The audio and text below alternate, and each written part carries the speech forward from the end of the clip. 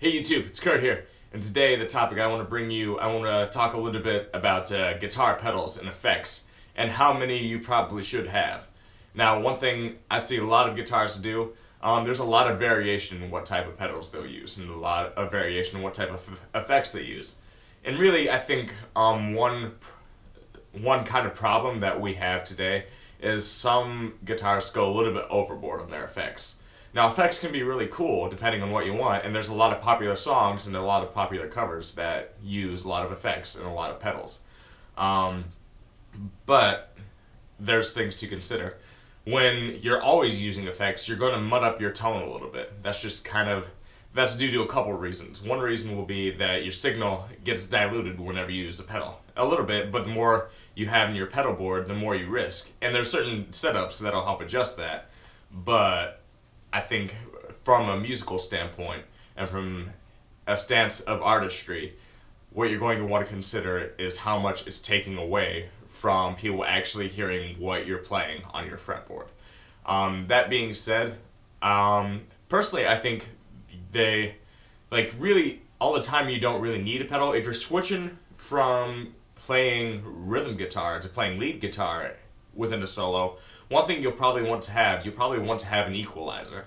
Now, an equalizer can be basically double as a boost pedal, but what it's going to do, it's going to bring your solo into the right equalization so that you hear the high notes and the low notes with better proportion when you switch into solo. That's what an equalizer pedal will do for you.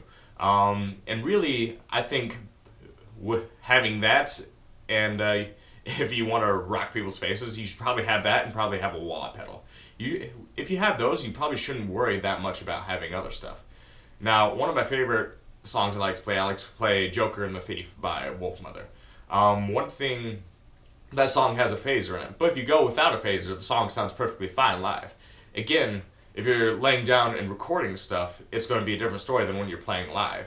If you're playing live, your tone is really what's going to blow people away. Now, probably the biggest mistake I see people doing is maybe using too much reverb, or, there's other effects that sound like reverb, but I'll consider them all basically reverb just for this video. They use them too much, and what they end up doing, the people that don't have an ear for it, they are still okay with it, but you hear just less of what's going on the fretboard. And sometimes you can see people making mistakes, and what it'll do, the sound will just be so mudded essentially that you won't even hear what they're playing. And it will cover up a lot of their mistakes, but do you want to be a good guitarist where everybody is blown away by how distinct every note sounds? Or do you want to be an okay sounding guitarist where people are just wowed by the huge amalgamation of noise that you're bringing to their ears?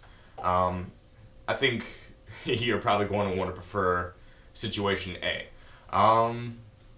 So yeah, with that said, you should probably keep it to a minimum. That is my recommendation. You can branch out. There's nothing wrong with using effects. It's just important to be aware of what the trade-offs will be. As long as you have a decent amplifier, it shouldn't really matter that much what kind of effect pedals you put into it. As long as you have your settings done pretty well, you shouldn't need any type of pedal really to help boost your tone. Again, I have a Blackstar HD Club 50, and it works great for me. It's natural overdrive, so it should sound perfectly fine. If you want a different sound, I recommend again, different guitars. Heavier strings can be really, really helpful. When you have a tube amplifier, what heavier strings are going to do, they're going to strengthen your signal. They're going to have good equalization in the signal that's going into your amplifier. And the more powerful signal is going to make your tubes break up the sound a little bit more when you put it in overdrive. And that's a really, really good thing. It gives you almost a more high quality sense of distortion. It won't matter as much if you're using a solid state, but that's kind of the advantage of tubes. You just really get a nice, crisp tone. So yeah, that's really all I wanted to cover. If you have any more comments or questions, again, leave them, and I will answer them as quickly as possible. Any advice is welcome too. And hopefully I'll be back with more covers or more topic videos. So thanks, YouTube. What?